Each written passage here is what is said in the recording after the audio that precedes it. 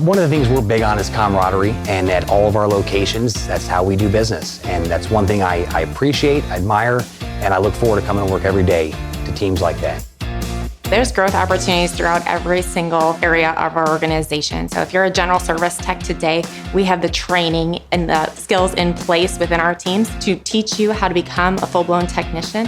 If you're a technician today, at continuing ongoing education to get you to that L1 top level. Also behind the counter, so we have various levels of service advisor. Here at Telle, you can learn, you can train, you can really build customer relationships, get engaged in that community, and take on a greater role as a general manager. At Telle, the weekends off policy is a good reason that I started working here.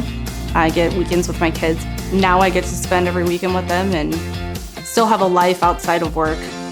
5 years ago, we created an anniversary trip for our associates. We've sent somebody on an Alaskan cruise. We sent somebody to Florida, to London. My wife and I, and we took our kids, and we went on this trip with another couple from Telle. And we just had an amazing time. It was great.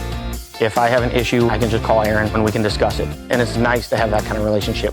Even though, he's not there every day, I don't see him every day, but that also means that I'm doing something right because he doesn't need to be there every day.